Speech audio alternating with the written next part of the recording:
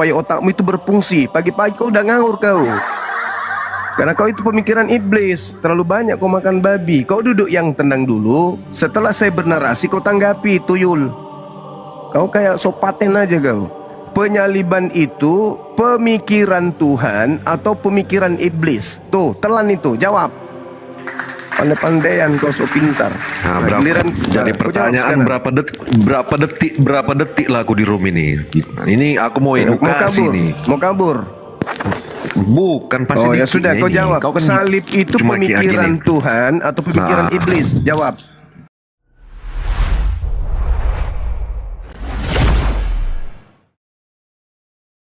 Namun kita bisa tarik benang merah supaya dua agama ini bisa mendapat edukasi yang positif terkait dengan penyaliban ini dan terjadi di tengah-tengah Bani Israel. Apakah itu pemikiran Tuhan atau pemikiran iblis? Ini dulu yang perlu didudukkan. Orang yang berpikir Yesus mati nebus dosa itu pemikiran Tuhan atau pemikiran iblis? Karena saya tertarik ketika Yesus menyebut Petrus sebagai iblis karena berpikir kalau Yesus itu akan mati disalib.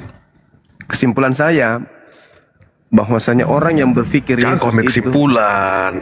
Kesimpulan saya. Kesimpulan belum saya. Belum kita ribut. Kesimpulan saya ini.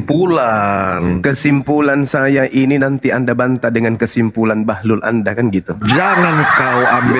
Jadi kesimpulan saya sebagai orang yang berakal sehat, orang yang menginginkan kematian terhadap Yesus itu adalah iblis. Saya sepemikiran dengan Yesus bahwa Petrus iblis karena Petrus tidak memikirkan pikiran Tuhan yang Maha Kuasa yang sanggup menyelamatkan Yesus dari kematian. Jadi kesimpulan saya sekali lagi, orang yang berpikir Yesus itu mati disalib oleh iblis itu adalah iblis. Sama dengan Yesus berkata kepada Petrus, "Enyahlah iblis, engkau adalah satu batu sandungan karena telah memikirkan apa yang dipikirkan manusia, tidak memikirkan apa yang dipikirkan Tuhan." Pertanyaannya, apa yang dipikirkan oleh Tuhan? Yesus disalib? Kau ngambil pertanyaan, kau sudah ambil kesimpulan. Ya itu kesimpulan saya. Kesimpulannya muncul pertanyaan. Makanya dengarkan dulu pemakan babi supaya otakmu itu berfungsi. Pagi-pagi kau udah ngawur kau. Karena kau itu pemikiran iblis. Terlalu banyak kau makan babi. Kau duduk yang tenang dulu. Setelah saya bernarasi kau tanggapi, tuyul. Kau kayak sopaten aja kau. Penyaliban itu pemikiran Tuhan atau pemikiran iblis? Tuh, telan itu, jawab. Pandai-pandaian kau so pintar. Nah, jadi pertanyaan berapa detik lah aku di room ini. Ini aku mau edukasi nih. Mau kabur. Bukan pasti. Oh ya sudah, kau jawab. Kau kan salib itu pemikiran Tuhan atau pemikiran iblis? Jawab. Pemikiran Tuhan? Gimana maksudmu pemikiran Tuhan? Nah itu aja kau paparkan dulu apa itu. Paparkan dulu apa itu pemikiran Tuhan, coba. Oke. Jelas dulu pertanyaanmu. Pemikiran Tuhan itu rencana Tuhan, rancangan Tuhan, ide Tuhan, gagasan Tuhan terhadap orang benar, terhadap orang yang dikasihi, terhadap orang yang dicintai, terhadap orang yang dimuliakan, terhadap anaknya. Apa rancangannya? Mati dibunuh, mati dibunuh Tuhan, dibunuh setan. Ambil kesimpulan. Ya itu kesimpulan saya, makanya kau dengarkan. Apa kesimpulanmu? Baru kau tanya. Kesimpulan saya, penyaliban itu pemikiran iblis, bukan pemikiran Tuhan. Nah, tanggapi itu. Nah, berarti kau ini di sini kau sudah mengajarkan, kau sudah mengerti apa isi pemikiran Tuhan dan isi pemikiran iblis. Dari mana, atas dasar apalah kau mengetahui isi pemikiran Tuhan dan pemikiran iblis? Coba logikakan dulu, biar ngerti aku. Baik. Kau itu sebenarnya yang harus menjelaskan kemudian pemikiran Tuhan, karena kalian anak-anak Tuhan, bukan saya. Tapi karena saya memiliki mutiara, yaitu ilmu, pelajaran, maka saya yang berhak untuk mengajarkan Anda, dan Anda kemudian punya tanggung jawab untuk memahami itu. Jadi yang dimaksud pemikiran Tuhan itu adalah keinginan Tuhan, rancangan Tuhan terhadap Yesus. Apa rancangan Tuhan terhadap Yesus? Rancangannya apa? Apakah untuk mati di atas tiang salib? Atau kemudian mengajarkan Bani Israel menerima dia sebagai utusannya? Itu. Makanya ketika kemudian orang-orang Yahudi, orang Farisi, mahkamah agama berencana, berfikir, membuat siasat palsu, tipu muslihat, dibantu oleh iblis, mereka berfikir untuk menyalib Yesus. Apakah mereka sepemikiran Tuhan? Tidak. Tuhan punya rancangan lain. Contoh, di dalam Keluaran 23, nomor 7, nomor 8, Tuhan berfirman, jangan kau membunuh orang yang benar, jangan kau membunuh orang yang tidak bersalah. Itu pikiran siapa? Pikiran Tuhan. Pikiran iblis, bunuhlah orang yang benar, bunuhlah orang yang tidak bersalah. Sebab Tuhan, sebab aku iblis akan membenarkan, akan membela orang yang bersalah. Itu pemikiran iblis. Pemikiran Tuhan, jangan kau membunuh orang yang benar, jangan kau membunuh orang yang tidak bersalah. Sebab aku Tuhan tidak akan membenarkan orang yang bersalah. Itu pemikiran Tuhan. Pemikiran iblisnya, bunuhlah orang benar, bunuhlah orang yang tidak bersalah. Supaya aku iblis membela kalian orang-orang yang bersalah. Jadi yang percaya kepada penyaliban penebusan dosa itu adalah pasukan iblis.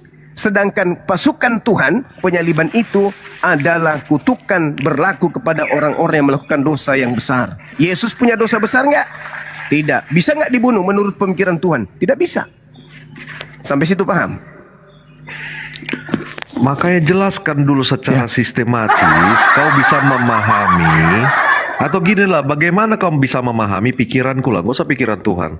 Coba jelaskan secara sistematis, pikiran Tuhan secara logis. itu, dengar dulu. Pikiran coba Tuhan kau jelaskan itu dulu, biar pintar kau tertuang di menjawab. dalam kitab Nanti kau yang kamu terpleset. imani. Nanti kau terpleset. Yang disebut, dengarkan. Yang disebut Kacau pemikiran kau ini. Tuhan. Kau bagaimana lah kau bisa memahami isi pikiranku? Itu dulu lah kau tanggapi dulu. Jelaskan dulu secara sistematis, logika, rasio. Coba.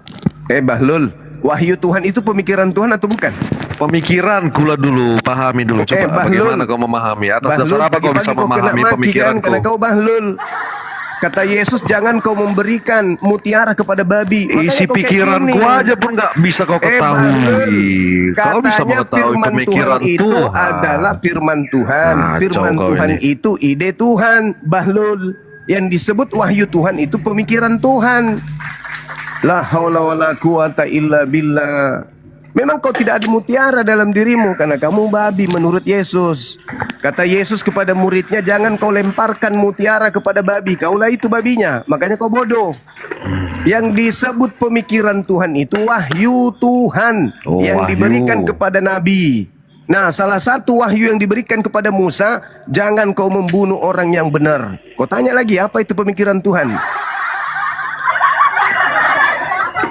Jangan kau membunuh orang yang benar. Itu pikiran Tuhan atau pikiran iblis? Pikiran Tuhan. Pikiran iblisnya, bunuhlah Yesus. Betul? Nah, sekarang siapa yang sepemahaman dengan pemikiran iblis? Kristen atau Islam? Menurutmu, atas dasar apa kau mengetahui pemikiran Tuhan? La haula wala quwata illa billah. Menurutmu, jangan kau bawa yang lain. Saya Menurutmu sudah dulu. jawab, tompel. Udah ku bilang Jangan pemikiran menurut Tuhan itu referensi wahyu yang Tuhan. lain yang tidak kau Astagfirullahaladzim, ya Allah, ya pahami. Karim. Coba menurutmu, biar bisa aku memahami pemikiran Tuhan seperti kau memahami isi pikiran Tuhan. Ada nggak Kristen lain dinaikkan? Jangan yang ini. Kalau ini Makanya kau nggak paham gini. babi bercula Jadi ini.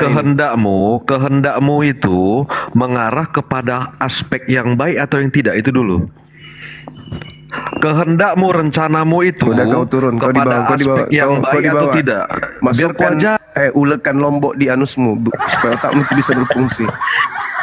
Kau jangan berpura-pura pintar tapi kau bodoh. Kalau orang bodoh mau belajar sama nggak apa-apa. Ini orang sudah bodoh, bahlul, dongo, tompel, koplak, kardoba, kandala. Tapi sok belagu, sok hebat. Pemikiran Tuhan itu wahyu Tuhan. Apa yang Tuhan inginkan itu yang diwahyukan. Masih juga bodoh. Makanya di dalam Matius 16, Yesus mengatakan kepada Petrus, enyahlah iblis sebab kamu memikirkan apa yang dipikirkan manusia. Kamu tidak memikirkan apa yang dipikirkan Tuhan. Apa yang dipikirkan Tuhan? Ya, bahas tentang penyaliban. Mau nggak Tuhan disalibkan orang benar? Mau nggak? Tidak mau. Kalau ada upaya-upaya orang-orang kafir menyalibkan orang benar, Tuhan tinggal diam nggak? Sesuai dengan pemikirannya, rancangannya, dia akan menyelamatkan orang yang benar tersebut. Makanya Yesus mengatakan, tenang aja lo Petrus. Meskipun iblis berkongko-kongko ingin menyalibkan aku, itu tidak akan pernah diizinkan oleh Tuhanku. Tuhanku sudah punya rencana jauh sebelum kau lahir. Tuhanku sudah punya rencana, meskipun 1000 manusia di kiriku, 1000 di kananku, untuk kemudian berupaya menangkap aku, itu tidak akan berhasil. Tuhanku sudah punya rancangan untukku. Enyahlah iblis, kau adalah satu batu sandungan untukku. Yesus itu batu sandungan kan? Hah? Yesus itu batu sandungan. Buat siapa? Buat iblis. Sementara bagi Tuhan, Yesus itu apa? Batu penjuru. Bagi Tuhan, Yesus itu batu penjuru. Bagi iblis, Yesus itu batu sandungan. Itu dulu yang kau pelajari. Kalau kau onyeng tapi kosong, tak ada ilmu, ginilah jadinya. Kau pelajari dulu, apa itu batu penjuru, apa itu batu sandungan. Batu penjuru bagi Tuhan, apakah batu sandungan bagi iblis? Ya. Kenapa dikatakan Yesus itu batu penjuru? Karena dia satu-satunya nabi terakhir untuk kaum yang terpilih, yaitu Bani Israel. Begitu. Sedangkan dikatakan dalam kitabmu, penyaliban itu adalah satu kebodohan. Satu kebodohan. Bagi siapa? Bagi orang-orang non-Yahudi dan Yahudi. Yahudi adalah satu batu sandungan, orang Yunani adalah satu kebodohan. Makanya kalau kalian itu membahas salib, pasti kamu terlihat bodoh. Pasti kau jadi bulan-bulanan. Karena memang itu adalah satu kebodohan yang dipaksa untuk menjadi sebuah kebenaran. Ini aja kau sengaja bertanya, padahal kau tahu itu. Pemikiran Tuhan itu ya rancangan Tuhan, wahyu Tuhan, itu pemikiran Tuhan. Sedangkan yang muncul kemudian, pemikiran manusia adalah Yesus disalib atau Yesus tidak disalib. Di mana pemikiran manusia? Di mana pemikiran iblis? Karena hanya ada dua, pemikiran iblis dan pemikiran Tuhan. Pemikiran iblis, Yesus disalib. Pemikiran Tuhan harus sebaliknya. Pemikiran Tuhan apa? Harus sebaliknya. Pemikiran Tuhan, Yesus tidak disalib. Iblisnya dulu. Pemikiran iblis, Yesus disalib gak? Disalib. Kalau pemikiran Tuhan sama gak dengan iblis? Tidak sama, berarti bertentangan. Yes. Kalau begitu, iblis dan Tuhan tidak mungkin kompak. Tidak mungkin satu kubu. Maka pemikiran iblis dan pemikiran Tuhan harus bertentangan. Pemikiran iblis, Yesus disalib atau Yesus tidak disalib? Iblis dulu. Oh, pemikiran iblis, Yesus tidak disalib. Gugur dong Kristen. Gugur dong Kristen. Kenapa?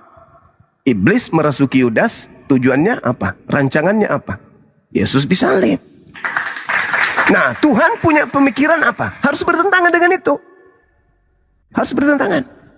Maka pemikiran Tuhan, Yesus tidak disalibkan. Yang kedua, pemikiran Tuhan, Yesus untuk Israel saja atau untuk Romawi Yunani? Pemikiran Tuhan nih, ini berat. Kalau kalian mau jujur, kalian ingin sadar, kalian ingin keluar dari jerat setan, maka pertanyaan saya sederhana. Pemikiran Tuhan Yesus itu hanya untuk Bani Israel atau untuk Yunani Romawi juga? Pemikiran Tuhan. Siapa yang berpikir Yesus hanya untuk Yahudi saja, dan siapa yang berpikir Yesus ini juga untuk Yunani Romawi? Ayo. Berat ini, berat. Berat. Kalau kalian masih mau gila, jangan naik ke sini. Tapi kalau kalian mau waras, naik ke sini pakai akal. Pasti kalian waras. Pemikiran Tuhan Yesus itu untuk Yunani kah? Pemikiran Tuhan Yesus itu untuk Romawi kah? Pemikiran Tuhan agar Yesus mengajarkan agama Kristen kah? Pemikiran Tuhan agar orang beribadah hari Minggu kah? Pemikiran Tuhan agar manusia makan babi kah? Pemikiran Tuhan agar manusia menyembah 3 pribadi sembahan kah? Pemikiran Tuhan agar manusia tidak bersunat kah? Atau yang saya sebutkan tadi itu adalah pemikiran setan? Naik ke sini kalau mau waras. Jangan naik kayak tadi kesurupan, tak ada ilmu, pura-pura pintar. Silakan.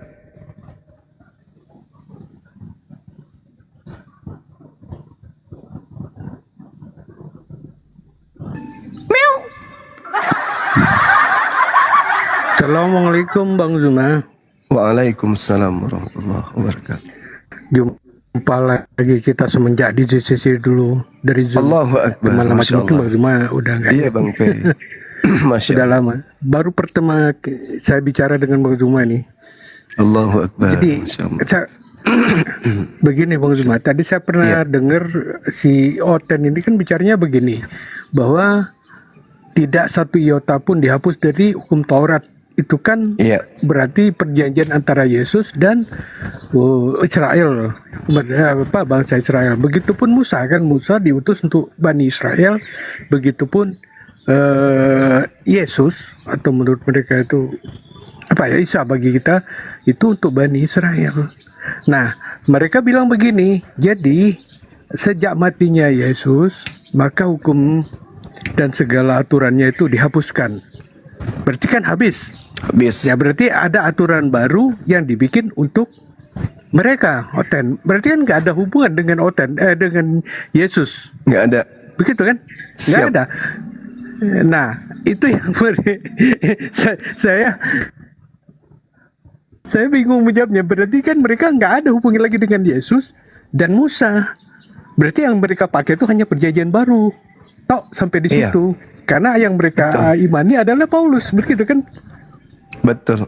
Makanya beberapa minggu Nah, tadinya saya membahas apakah Yesus Jangan. mengenal Bible, dan ternyata tak ada satupun dari mereka yang sanggup menjawab bahwa Yesus mengenal Bible. Gitu Bang. iya, berarti kan mereka mengakui sendiri dengan begitu kan. Padahal ini yang bicara Oten loh, Bang. Jadi yang dia mengakui bahwa Yesus dan Musa itu hanya untuk Bani Israel karena terjebak dengan omongan dia sendiri. Nah, maka saya bilang berarti antara Yesus dan Musa itu nggak ada hubungan dengan Kristen. Maka yang membuat aturan baru itu adalah perjanjian baru yang dibuat oleh Paulus. Iya. Kesimpulan di situ, benar nggak, Bang? Betul. Kan Paulus di dalam suratnya mengajak kemudian untuk meninggalkan aturan-aturan menuju kepada apa yang dia ajarkan. Begitu adanya. Iya. Sedangkan Iya kan benarlah, berarti kan dengan matinya Yesus maka semua aturan Taurat dan segala ketentuannya itu dihapuskan. Benar kan? Berarti Iya, memang udah benar di Efesus situ 2:15. bagi kata Paulus. betul. Sedangkan pijakan kita terkait dengan salib itu jelas di dalam Al-Quran. Bismillahirrahmanirrahim. Innama jazaa'ul ladzina yuharibuna Allah wa rasulah. Jadi yang disalib itu adalah orang yang memerangi Allah dan orang yang memerangi Rasulnya. Wa yas'auna fil ard fasadan ayyuqattalu aw yusallabu aw tuqatta'a aydihim wa arjuluhum min khilaf aw yunfau min al-ard. Itu kata Allah, dan itu kita tidak bisa ragu bahwa orang yang disalib adalah orang yang memerangi Allah, orang yang memusuhi kemudian memerangi Rasulnya, termasuk memerangi Nabi Isa, serta membuat kerusakan di bumi. Siapa yang membuat kerusakan di bumi? Adalah dia yang telah merusak tatanan perintah Tuhan kepada Bani Israel, menggantikan dengan aturan baru. Maka dikatakan dalam Al-Quran, mereka dibunuh, mereka disalib, dipotong tangan dan kaki mereka secara silang, atau diasingkan dari tempat kediamannya. Nah, lalu Allah mengatakan, dzalika lahum hisyum fid dunya. Yang demikian itu merupakan kehinaan bagi mereka di dunia. Makanya dikatakan sendiri oleh kitab mereka bahwa salib itu adalah sebuah kebodohan, dan kebodohan itu adalah kehinaan. Mereka mengakui sendiri, yang percaya mahal katanya, akan tetapi yang percaya itu hanya menerima batu sandungan doang. Sedangkan di dalam kitabnya orang Yahudi sendiri mengatakan Yesus menyebut iblis kepada orang yang berpikir kalau Yesus itu akan disalibkan. Makanya di data kitabnya orang Kristen 1 Korintus 1:23, tetapi kamu memberitakan Kristus yang disalibkan itu untuk orang-orang Yahudi adalah satu batu sandungan, dan untuk orang-orang bukan Yahudi adalah satu kebodohan. Mereka bukan orang Yahudi, maka ketika kita membahas tentang penyaliban, ya kita lagi menonton orang-orang yang mempertontonkan kebodohannya. Kalau di Al-Quran, zalika lahum hisyum fid dunya, itu adalah sebuah kehinaan. Ketika mereka mengagung-agungkan penyaliban, kata Quran itu adalah sebuah kehinaan. Dan kata Paulus itu adalah sebuah kebodohan. Jadi kehinaan dan kebodohan, ya satu grup. Maka mereka nampak bodoh, maka mereka nampak hina. Siapa yang kau sembah? Makhluk yang mati di atas salib. Ya kehinaan itu.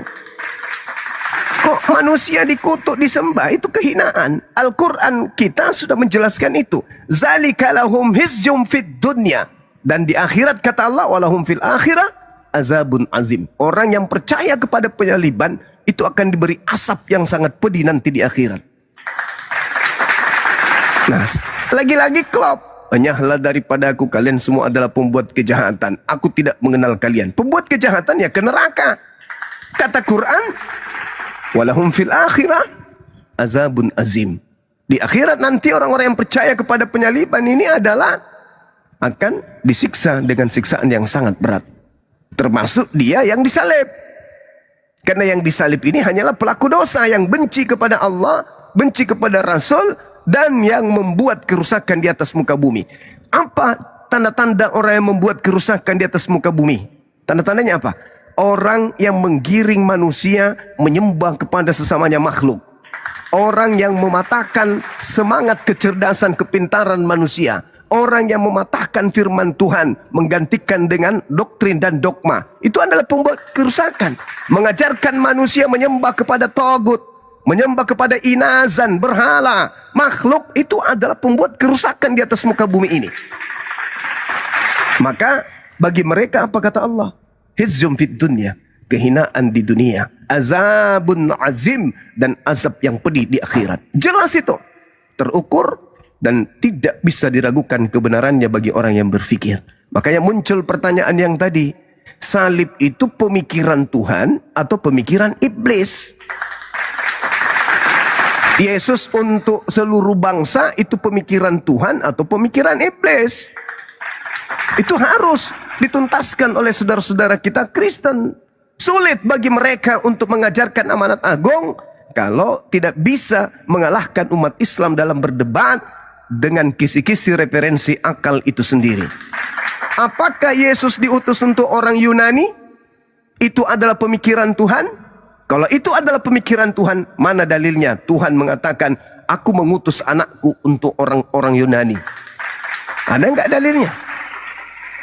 Yang mengatakan pergilah ke seluruh dunia, jadikanlah seluruh bangsa menjadi muridku, itu kan yang keluar dari kubur. Siapa dia? Tuhankah? Sedangkan Yesus berkata, aku tidak berkata-kata dari diriku sendiri. Apa yang aku katakan adalah apa yang diperintahkan untuk aku katakan. Salah satunya, aku diutus hanya kepada domba-domba yang sesat dari umatku Israel. Itu pemikiran siapa tuh? Pemikiran Tuhan. Kenapa? Karena Yesus berkata, firman yang kau dengar dari mulutku itu bukan dari aku, tetapi dari Tuhan yang telah mengutus aku. Yohanes 14:24. Jadi pemikiran Tuhan, Yesus kudu wajib hanya untuk Bani Israel tok. Titik. Lalu siapa yang punya pemikiran Yesus untuk Yunani? Yesus untuk Romawi? Ini tanda tanya besar. Saya kira begitu sahabat-sahabat. Silakan dilanjut.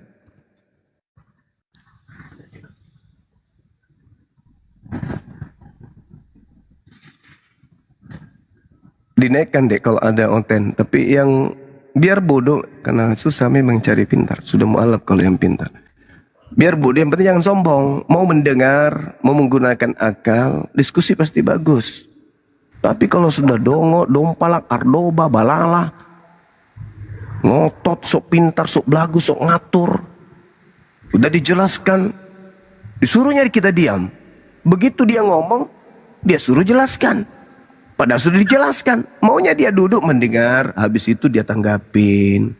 Orang ini ngomong apa, baru didengarkan. Karena yang membawa narasi ya saya, yang membawa materi ya saya. Maka materi yang saya sajikan, makalah misalnya, saya bawa makalah, maka uraian dari isi makalah saya secara sinopsis di awal saya buka. Nah sekarang tanggapi. Ini cuman menyangka apa, dari mana kau tahu pemikiran Tuhan itu apa? Kau yang harus kutanya, dari mana kau tahu Maria melahirkan Tuhan? Sementara di dalil kitabmu Maria melahirkan manusia. Nah, dari mana kau tahu dia Tuhan? Berarti kau lebih Tuhan daripada Tuhan. Yesus aja nggak tahu kalau dirinya Tuhan yang lahir. Yesus saja mengatakan Yohanes 8:42, aku datang ke bumi bukan atas kehendakku sendiri. Kalian yang lebih tahu dari Yesus, berarti kalian lebih Tuhan daripada Yesus. Kalian lebih tahu pemikiran Tuhan. Bertanya lagi, dari mana kau tahu pemikiran Tuhan? Lah kaulah itu. Dari mana kau tahu bahwa 13 kitab Paulus itu dari Tuhan? Dari mana kau tahu? Dari mana kau tahu?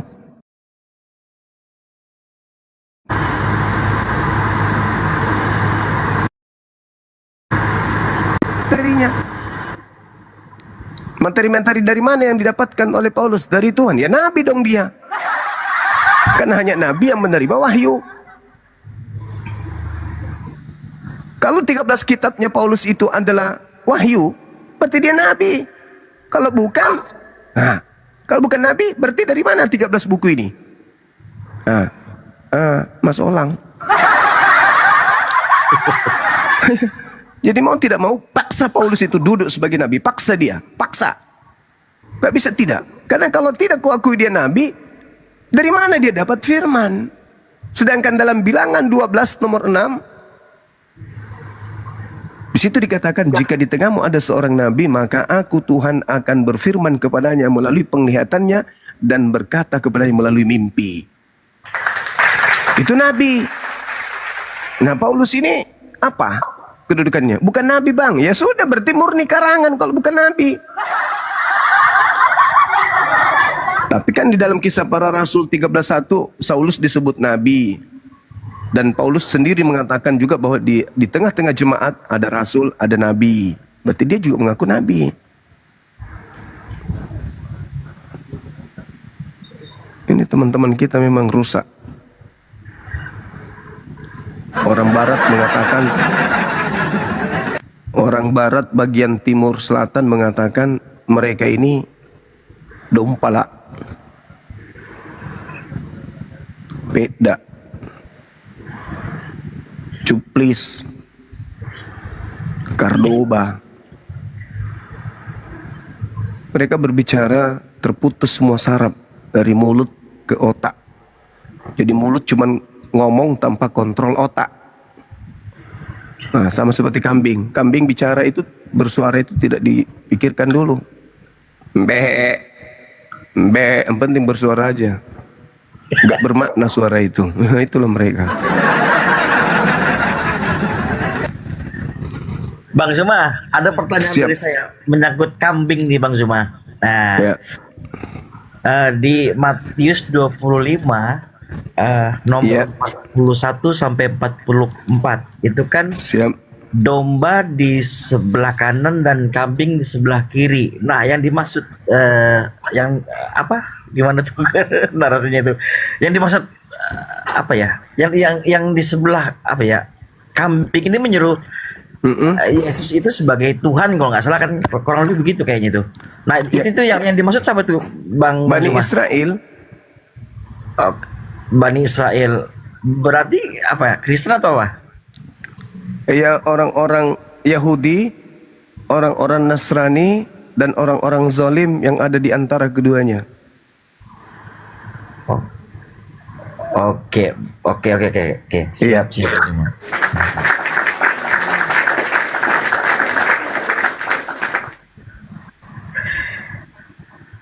Karena itu kalau Kristen dibawakan dengan dalil tersebut itu sangat berat, mereka mengatakan bahwasanya itu dirinya ini Kristen itu Bang Zuma. Sebenarnya itu bukan ini, bukan masuk ke dalam kategori Kristen. Oh gitu. Iya. Itu satu kawanan nggak domba dengan kambing? Iya, iya. Ya, Ya, coba satu kawanan. Berarti yang dimaksud domba adalah yang menuruti kemudian Yesus, yang dimaksud kambing adalah Bani Israel yang tidak turut kepada Yesus. Nah, kalau yang satu yang adik sebutkan itu bukan kambing, bukan domba, tapi oh.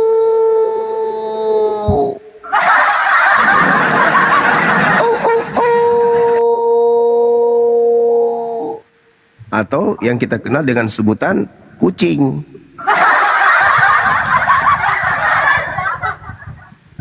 Iya, ya. Silakanlah teman-teman, Bang Charles, Bang Rio atau yang lain nih berinteraksi sama Bang Suma. Ini sambil saya carikan Oten ini. Silakan Bang Charles, Oten ini. Ada yang ini mau disampaikan atau apa? Silakan Bang Charles. Apa? Itu maksudnya Assalamualaikum Bang Zuma. Waalaikumsalam warahmatullahi wabarakatuh. Masih ada saudara-saudara Kristen di sini? Nggak ada ini, Bang Charles ini mualaf Bang. Oh, Masya Allah. Lanjut. Lanjut Bang Charles tadi ya, Bang Charles.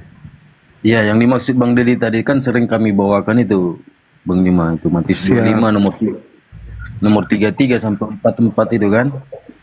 Di Oh, sebelah iya, kan Yesus menempatkan domba di sebelah kanan, kambing di sebelah kiri. Nah, ini yang sering kami bawakan.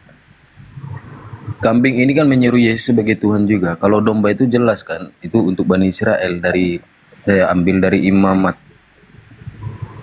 berapa? Imamat 43 ya. Yeremia 43 dengan Matius 15:24. Nah, kambing yang menyuruh Yesus ini merujuk kepada siapa itu, Guru? Karena mereka di situ terkutuk. Hai engkau orang-orang yang terkutuk, engkau akan dibuang kepada api yang kekal. Nah, di nomor 41-nya. Di Matius 20? 25. Dari 33 sampai 44. Dari 34-nya itu kan berbicara tentang domba itu. Domba ini kita merujuk ke Bani Israel. Nah, narasinya gitu Bang Juma, kan narasi kita seperti saya lah sering itu pertanyakan. Nah, kambing ini yang terkutuk itu merujuk kepada siapa? Nah, ini mereka malu untuk menjawab. Ya, itulah yang saya katakan tadi, Bung, bahwasanya di situ berbicara mengenai Bani Israel, ada Yahudi, ada Nasrani, dan ada orang zalim yang berada di antara kedua kelompok tadi. Saya mengatakan bahwa orang yang menerima Yesus disebut domba. Orang yang tidak menerima Yesus disebut kambing. Kambing-kambing ini ketika Yesus lapar tidak diberikannya Yesus makan. Ketika Yesus kedinginan tidak diberikan pakaian. Ketika haus tidak diberi minum. Itu kambing. Siapa mereka? Dari kelompok Yahudi juga. Kambing-kambing inilah nanti yang melahirkan kelompok zalim. Siapa kelompok zalim? Yang disebut kemudian oleh siapa? Oleh Lukas di Antioquia pertama kali setelah mereka berkumpul bersama dengan orang Nasorios, yaitu Paulus. Mereka inilah yang kemudian si kambing inilah yang melahirkan kelompok baru yang disebut Bidat atau Abu Dazarah. Maka mereka punya pengikut. Kambing inilah yang menjelajahi daratan, menyeberangi lautan, mentobatkan orang di luar Yahudi, menjadi pengikutnya dan menjadi orang neraka yang 2 kali lebih jahat daripada orang-orang Israel atau kambing-kambing tadi. Itu jadi di situ tak ada Islam, di situ itu tak ada. Itu bercerita 3 kelompok. Bercerita 3 kelompok. Namun kambing adalah kelompok Yahudi juga yang tapi menolak Yesus. Yang menolak Yesus inilah nanti yang akan mendirikan sekte baru. Yang saya maksud zalim. Kenapa zalim? Karena mereka membuat aturan baru. Makanya kita berdoa kepada Allah untuk dilindungi dari kelompok ini. Begitu itu dalam perspektif saya, tapi itu tidak mutlak harus benar. Tapi kita harus mengkaji lebih jauh lagi karena kalau mutlak berbicara mengenai oknum X yang kita maksud, itu disebut anjing, disebut babi. Kalau kambing itu masih sekawanan dengan domba. Cuman tidak menerima Yesus sebagai Mesias, malah diolok-oloknya. Ending dari pengolok-olokan terhadap Yesus, lahirlah sekte baru yang mereka buat, yang 2 kali lebih jahat daripada mereka sendiri. Itulah yang diusir. Ini juga diterangkan dalam Al-Quran dalam surah An-Nisa ayat 59. Mereka semua kambing domba nanti itu akan beriman, tapi telat. Begitu juga anjing beriman, tapi telat, diusir semuanya. Itulah yang terjadi. Silakan, Bung.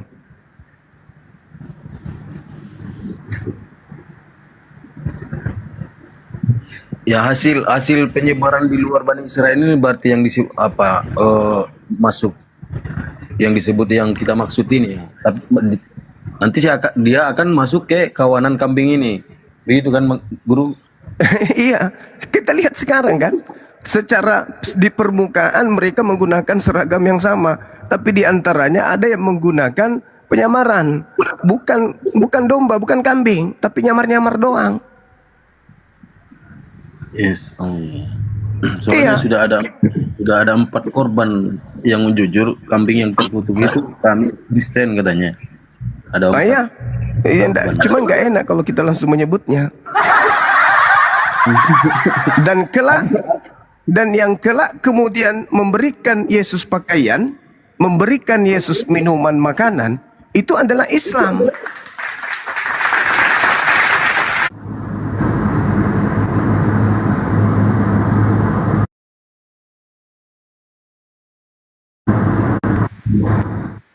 Tadi yang wajahnya kita diludahin, ditonjok, diobati, dilap, dibersihkan, dikasih pakaian baru oleh Islam. Diberi kedudukan yang baru oleh Islam. Yang tadinya ditonjok, dibunuh, dikubur, ditombak, digantung. Islam datang menggantikan itu semua. Bukan. Seperti ini yang sebenarnya. Maka duduk perkaranya, endingnya adalah dimuliakan, bukan dihinakan. Makanya tadi saya mengangkat tema penyaliban itu pikiran Tuhan atau pikiran iblis. Yesus untuk seluruh bangsa itu pemikiran Tuhan atau pemikiran iblis. Nah, ini yang harusnya saudara-saudara kita Kristen perkuat argumentasinya dengan data ketika membantah narasi yang saya bangun berlandaskan terhadap fondasi dalil. Kan gitu.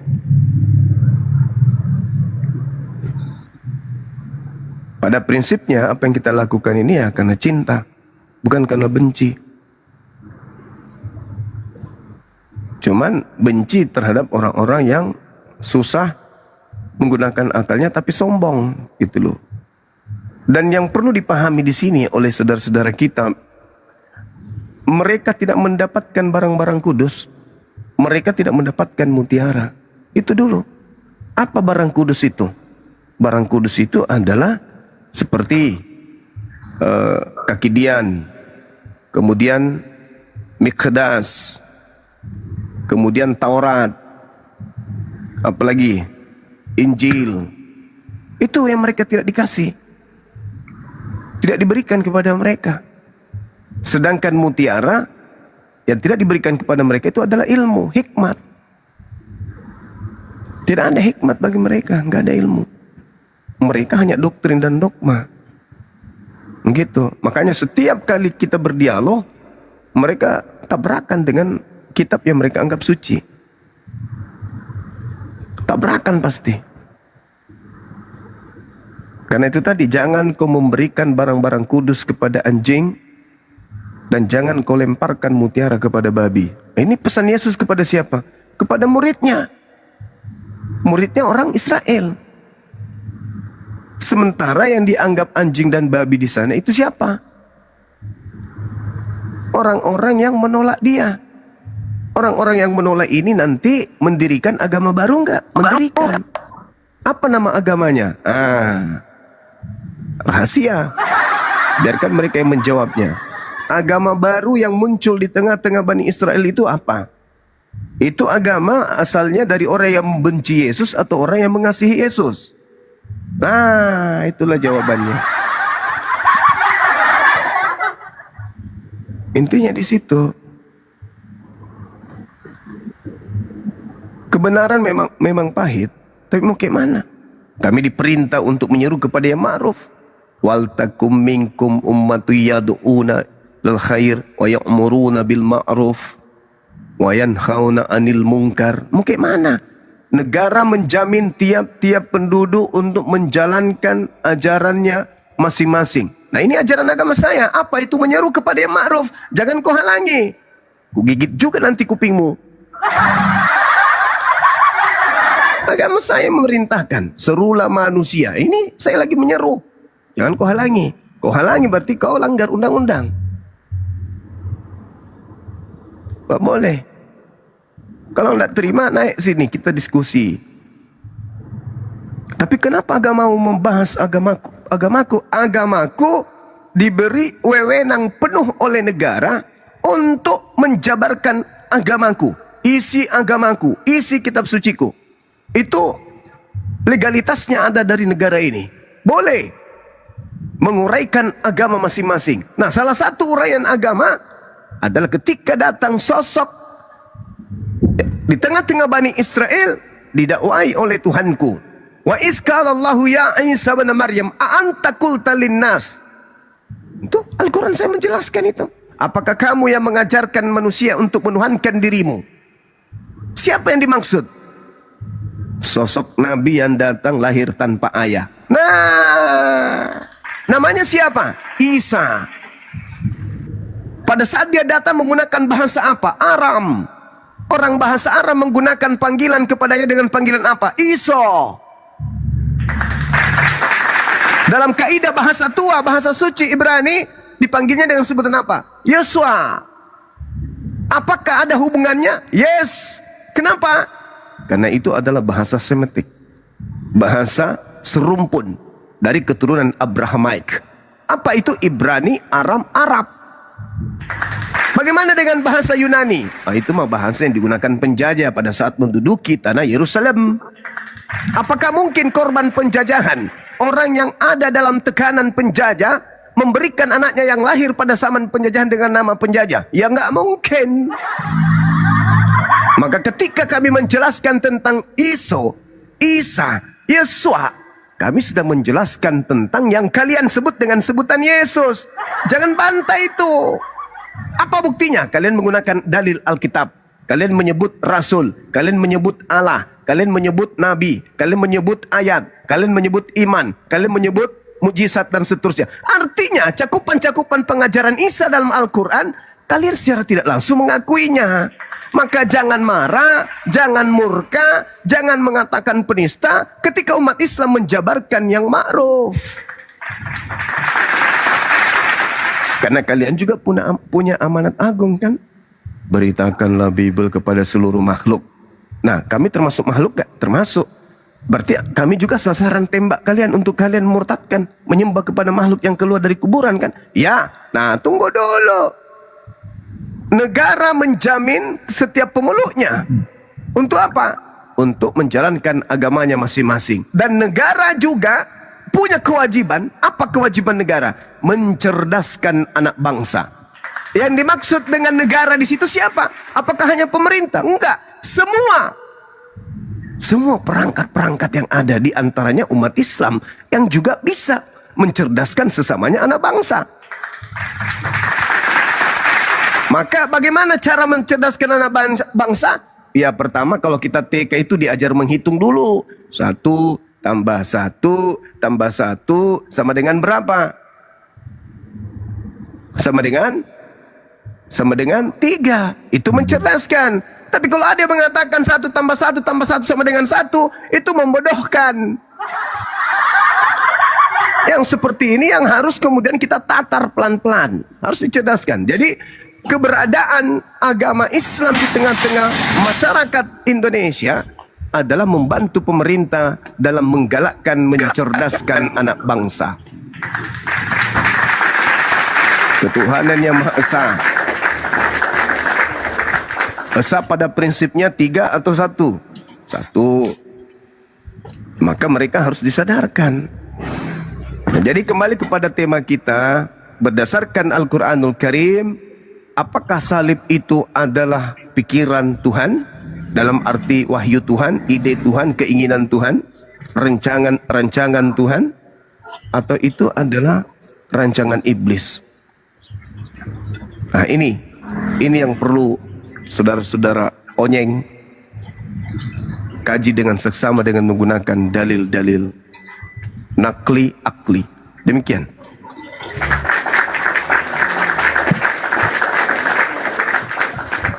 Makasih Bang Firman. Bapak Firman nih, selamat pagi Muslim ini. Bapak Firman. Tadi mungkin ya. Bapak Firman.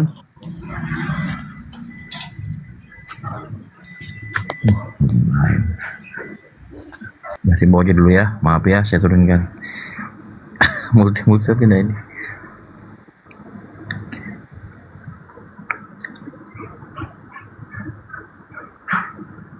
Ya, mungkin ada yang mau tanya nih, teman-teman, ke Bang Zuma. Silakan. Jadi lah. begini, itu Bang Det.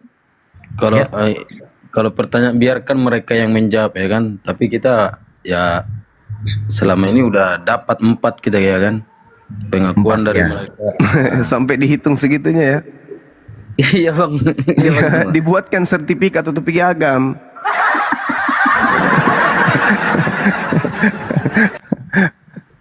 Karena dari 127 orang baru 4 Bang Juma.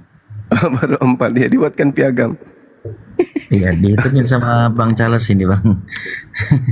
Masya Allah. Tadinya Katolik ya Bang? Protestan aku. Oh, Protestan. Siap, Dari siap. Metodis sama HKBP. Oke.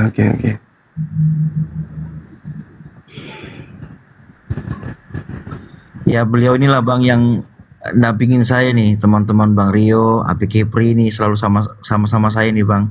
Ketika di Komal gitu kan, ketika saya diserang gitu kan dengan kawanan domba, wah mereka datang itu Bang untuk bantu saya. Kawanan domba orang Yahudi dong. Dia apa gitu? Kawanan guk-guk. Iya. Oh iya. Iya dong. Iya. Mana ada domba makan babi? Domba itu makannya rumput. Masa makan babi? Nggak nyambung. Iya. Dia ada di bidangnya makan rumput. Atau pernah lihat domba makan daging? Nggak pernah. Matius Ya, Matius mereka- 7 nomor 6 Bang Det itu. Kawanan teman.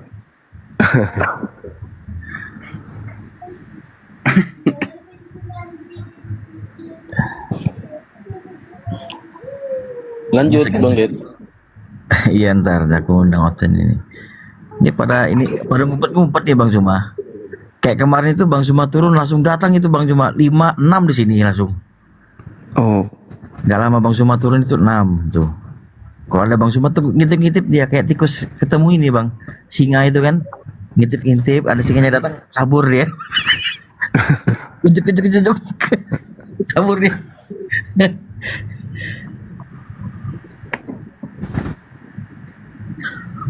Ini saya coba cari ini. Ini banyak online kok mereka di sini. Bintang kehidupan, barakallahu fik. Ini ada Edis katanya di bawah. Saya rindu begini loh. Kalau Edis kan kita sudah sering kencingi mulutnya kan ya. Saya mau lihat Edis itu berdebat dengan orang Islam yang ada di Amerika gitu loh. Pingin kali. Bagaimana si Edis ini mematahkan argumentasi para mu'alaf yang ada di sana. Orang anak-anak muda bule yang masuk Islam karena proses berpikir. Saya pingin lihat Edis itu dialog dengan mereka. Kan sudah ada di luar.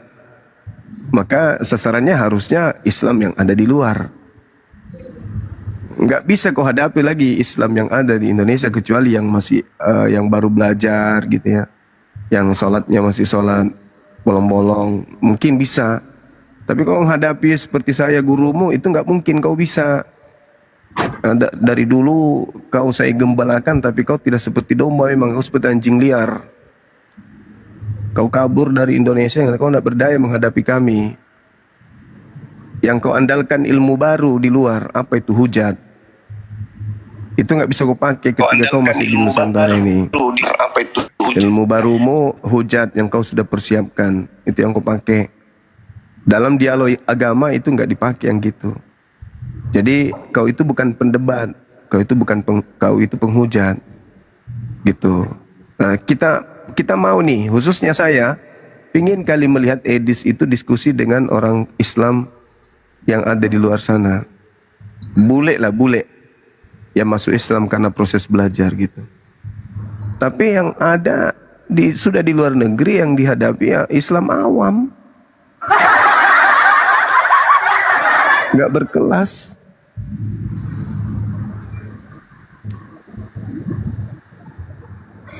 Ada tuh akunnya keluar masuk dia. Edis itu betul, dia itu mencuri materi-materi dari Bang Suma. Itu jangan diragukan itu.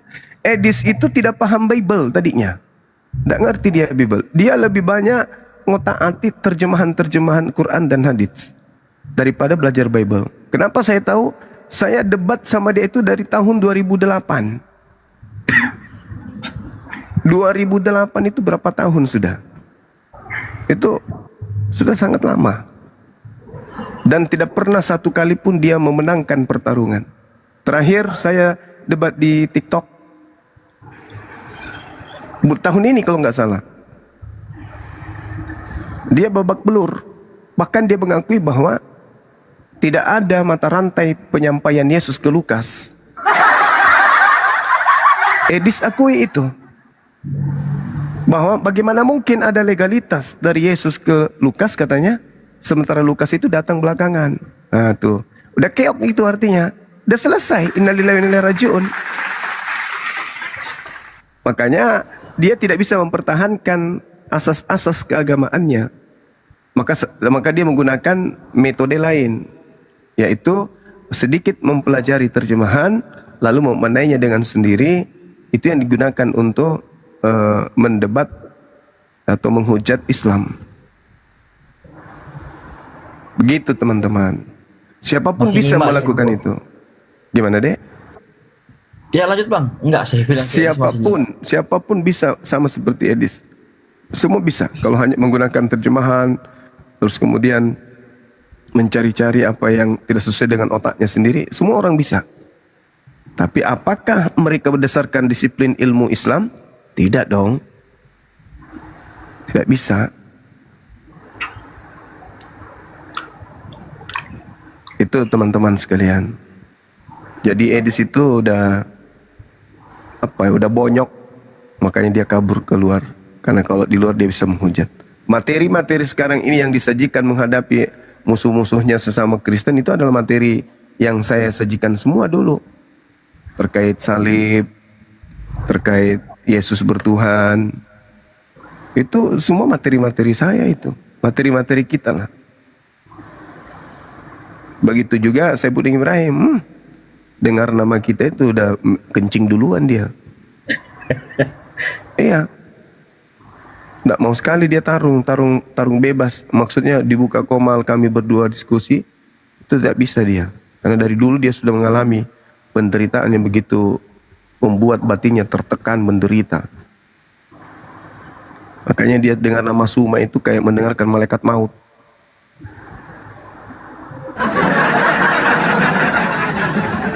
Karena tidak pernah ku kasih ruang untuk berbicara kebohongan. Setiap ketemu pasti hujat aja terus di mulutnya. Gak ada pernah dialog ilmiah dia sajikan.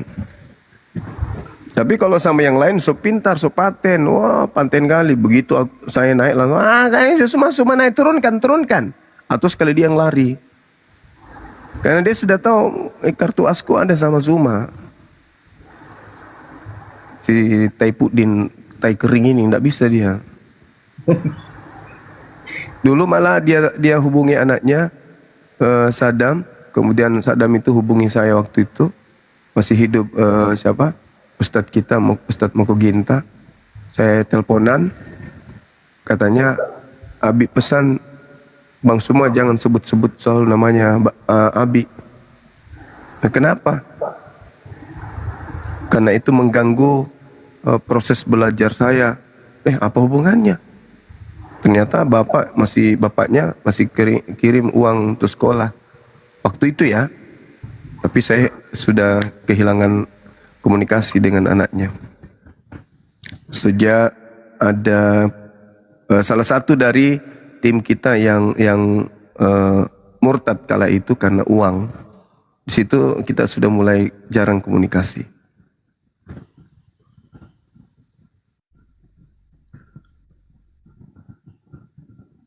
Gitu teman-teman sekalian. Sekarang musuhnya banyak. Internalnya sendiri yang dimusuhi. Dan dia mengatakan Tuhan Yesus itu bertuhan.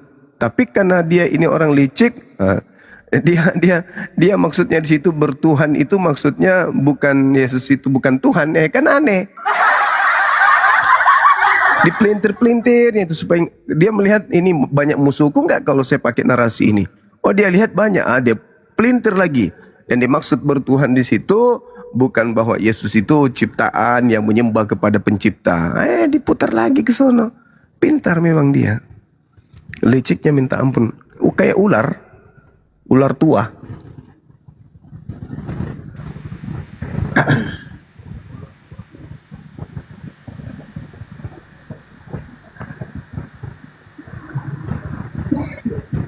Nggak ada lagi OT. Lagi ke tempat ibadah mungkin. Ini ya udah saya nanti lagi masuk lagi. Semoga dia mulai ya. Soalnya Bang Zuma di atas itu. Saya undang lewat WA aja.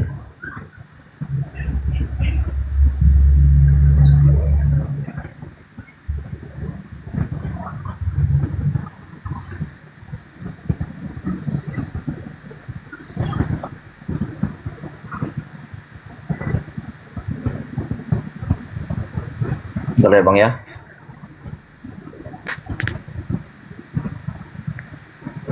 Dinda Kores tadi monitor ya di sini ya. Nggak ada, naik mute aja dia.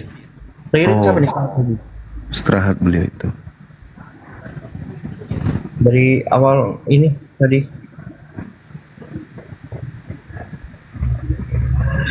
Coba ini Ririn, selamat pagi Ririn. Shalom. Oh, pagi Kristen ya? Iya. Oh, laki-laki suaranya. Akunya perempuan. Iya. Iya, betul. Silakan kalau ingin berdiskusi. Temanya siapa yang disalib itu? Iya, begitu Bang Suma ya? Salib itu pemikiran Tuhan atau pemikiran iblis? Kepanjangan itu, Mbak. Salib pemikiran Tuhan, strep iblis.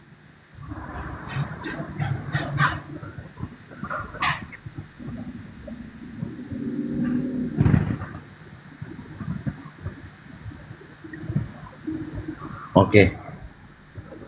Silakan Ririn. Iya. Ya, silakan. Pemikiran Tuhan, Kasih dalil. Alkitab. Ketika Yesus berkata, "Kenapa engkau ingin membunuh aku? Karena kamu tidak memperoleh firman-Ku di dalam dirimu." Kenapa bisa kau katakan bahwa penyaliban itu pemikiran Tuhan? Hah? Ketika salah satu murid Yesus berkata, Guru, saya nggak saya lupa ayatnya tapi bunyinya kayak mirip kayak gini. Guru, moga-moga aja kamu nggak disalib. Matius Terus kata 16 nomor 22. Oke. Terus kata Yesus, "Nyak kamu setan karena kamu tidak berpikir apa yang dipikirkan Allah." Pintar sekali. Apa yang dipikirkan oleh Petrus di situ? Untuk supaya Yesus lolos dari penyaliban.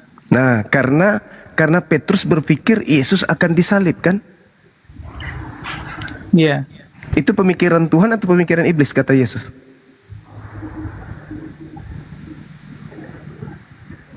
Ketika Petrus bilang moga-moga aja kau nggak disalib. Nah itu kata Yesus, itu pemikiran iblis itu. Menyangka kau setan karena Ucapan Petrus itu terlontar karena Petrus berpikir sebelumnya Yesus itu akan disalib atau Yesus itu tidak akan disalib. akan disalib. Nah, itu pemikiran siapa akan disalib? Itu dia kan merespon perkataan Yesus. Aku ketawa. Pemikiran Yesus akan disalib itu pemikiran Tuhan atau pemikiran iblis? Pemikiran Tuhan lah. Aku ketawa. Kalau pemikiran Tuhan, terus kenapa dikatakan enyahlah iblis? Karena si Petrus mau supaya Yesus lepas dari penyaliban, supaya Yesus tidak melengkapi misinya. Munculnya pemikiran Yesus itu harus jangan disalib karena ada pemikiran Yesus akan disalib. Betul? Kenapa kamu pelintir kemana-mana? Saya tidak memelintir. Petrus menariknya ke samping karena Petrus berpikir kalau dia ke sana Yesus disalib. Betul nggak? Lah Yesus kan yang berkata sendiri 3 hari lagi anak manusia akan disalib. Anak manusia akan disalib. Siapa itu? Ya anak manusia, tapi bukan Yesus. Karena Yesus akan berlaku sesuai dengan apa yang dipikirkan oleh Tuhan. Apa yang dipikirkan oleh Tuhan? Anggap aja aku Yesus, kamu Petrus. Sekarang aku bilang gini, aku Yesus bilang begini, 3 hari lagi anak manusia akan disalibkan. Terus respon semua apa? Itu bukan ucapan Yesus, itu ucapan pengarang Matius. Kau baca nomor 21-nya. Itu pemikiran Yesus gak? Itu perkataan Yesus. Bukan perkataan Yesus. Kau baca, coba kau baca. Baca dulu baru bicara. Jangan bicara seperti iblis yang tidak tahu hukum tapi asal ngomong. Saya tahu Coba. ya, Alkitab saya sendiri. Kamu nggak usah Coba ngajarin saya yang menjelaskan tadi kok. Saya mengatakan kepada kamu Matius 16, 21, 22. Bukan kamu yang malah mengatakan aku lupa. Saya mengingatkan. Sekarang kau ngaku lebih pintar dari saya. Kamu kan hanya kaum hafalan, bukan mengimani. Kalau menghafal itu di kepala atau di luar kepala? Ayo. Kalian mau menghafal gimana juga? Saya ulang lagi. Kalau menghafal itu di dalam kepala diketahui atau tidak diketahui? Apa hubungannya menghafal dengan mengimani? Bukan, saya tanya, ini perkara tahu atau tidak tahu? Orang yang menghafal itu orang yang tahu atau orang yang tidak tahu? Saya juga hafal lirik lagu bahasa Inggris, tapi saya nggak tahu artinya. Dompala, inilah kau sombong terhadap kebenaran. Orang yang menghafal sebuah data adalah orang yang tahu data itu. Orang yang cuma ngomong doang lah, itulah kau omong kosong, dompala, sama seperti kambing, tapi dia nggak ngerti apa yang diucapkan. Orang yang mengerti tentang ucapannya adalah orang yang menghafal kaidah-kaidah ucapan tersebut. Coba kau bilang lagi tadi, Matius 16, 21 itu ucapan Yesus. Kan kamu itu cuma omong doang, sama seperti iblis. Matius 16, 21 itu pengarang, bukan ucapan Yesus. Jangan sombong saudari. Kita berbicara mengenai kebenaran itu harus pakai dalil akal dan juga dalil nakli. Apa nakli itu? Yang tertulis di kitab yang kita anggap suci, gitu loh. Jadi kalau saudari hanya ngomong itu ucapan, mana ada ucapan Yesus? Sejak waktu itu Yesus mulai menyatakan kepada murid-muridnya. Itu ucapan Yesus rupanya. Jangan sombong terhadap kebenaran. Jadi yang berpikir Yesus akan disalib itu iblis, bukan Tuhan. Yang berpikir Yesus harus lepas dari kayu salib, itulah iblis. Tidak bisa. Tidak bisa. Kenapa? Justru Yesus beri kepesan, "Hei Petrus, apakah kamu menyepelekan kekuasaan Tuhanku? Walau seluruh manusia bersama dengan iblis berkongko-kongko berencana untuk menyalibkan aku, Tuhanku sudah punya pemikiran lain. Tuhanku punya rancangan lain. Tuhanku punya rencana lain." Emang kamu Yesus? Itu bukan data Yesus. Yesus nggak pernah ngomong kayak gitu. Yesus yang berkata kok. Yesus. Mana? Ayat mana? Ayat berapa? Apa Jelas bunyinya? dengarkan saya. Yesus berkata, "Bapa, sekiranya mungkin cawan ini biarlah berlalu." Oke? Dan bukan atas kehendakku tapi atas kehendakmu. Lalu apa kata Yesus? Yohanes 5 nomor 29. Apa katanya? "Bapa tidak membiarkan aku seorang diri. Bapa senantiasa berkenan kepadaku sebab aku senantiasa melakukan apa yang diperintahkan untuk aku kerjakan." Matius, Yohanes 12 nomor 30. Dunia harus, Yohanes 14 nomor 31. Dunia harus tahu bahwa aku senantiasa melakukan apa yang diperintahkan oleh Bapakku untuk aku kerjakan. Maka Bapa tidak membiarkan aku seorang diri. Dia akan selalu menyertai aku. Maka dia berdoa, "Sekiranya biarlah berlalu, tapi bukan atas kehendakku, tapi atas kehendakmu." Maka seorang malaikat turun ke bumi memberikan kekuatan kepada Yesus. Apa tujuannya? Hah? Apa Mau ikan yang tujuannya? di kayu salib. Masa kau sebut tentara Romawi itu malaikat? Masa kau sebut Yudas yang kerasukan iblis itu malaikat? Yang menggiring Yesus ke salib itu iblis. Sementara malaikat turun memberi kekuatannya kepada dia. Untuk apa? Untuk terangkat ke langit dalam keadaan hidup-hidup. Nggak ada datanya, kamu jangan buat-buat. Ada itu. datanya. Saya kasih data. Ketika Dari tadi kamu Yesus... buat narasi Saya kasih sendiri. Saya kasih data. Ketika iblis datang mencoba Yesus di Matius 4, Lukas 4. Apa kata iblis? Yesus, ya paman, jatuhkan dirimu ke bawah.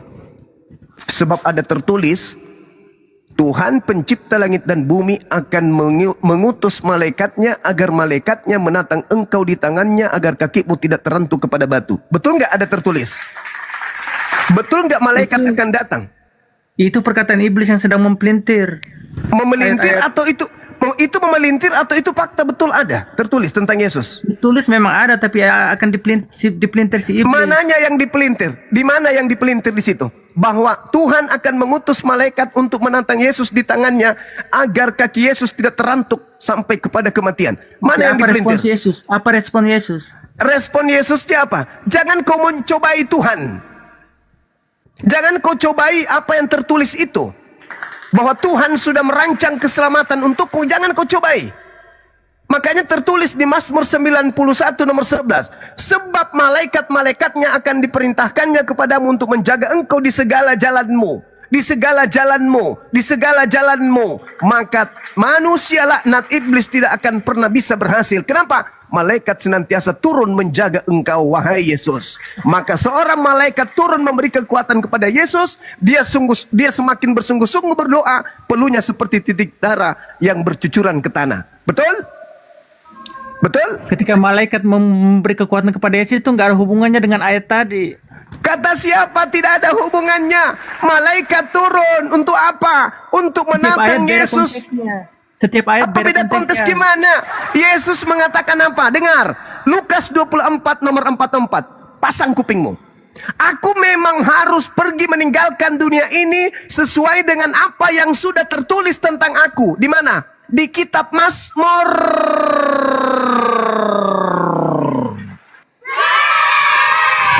Bukan di kitabnya Paulus. Yesus sendiri. Nih, aku kasih data. Lukas 24:44. Matius 24 nomor 26. Kemudian Lukas 22 nomor 22. Apa kata Yesus? Aku Yesus memang harus pergi meninggalkan bumi sesuai dengan apa yang sudah dirancang Tuhan di dalam Torah, di dalam kitab nabi-nabi dan di kitab Jadi bukan yang dirancang dalam kitab Roma, untuk itulah Yesus mati supaya dia dibangkitkan menjadi Tuhan. Pret. Yesus tidak menyinggung data-data bohongan seperti itu. Yesus menyinggung Taurat, kitab para nabi, dan Mazmur. Jadi dia harus pergi berdasarkan kitab Mazmur. Apa yang tertulis di Mazmur, itulah cara Yesus pergi. Ada nggak di Mazmur bahwa dia harus mati? Tidak, justru di dalam Mazmur 118 Yesus sendiri berkata, aku tidak akan mati sebab Tuhanku tidak akan menyerahkanku kepada kematian. Aku adalah batu penjuru yang dibuang oleh tukang-tukang bangunan. Hanya orang Kristen dari barat yang menginginkan kematian terhadap Yesus.